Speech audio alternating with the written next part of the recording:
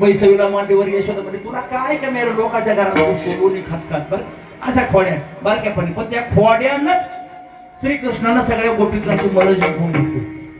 हा गारानं सांगा येत नव्हत्या गाराने सांगाया गोकुळीच्या दिला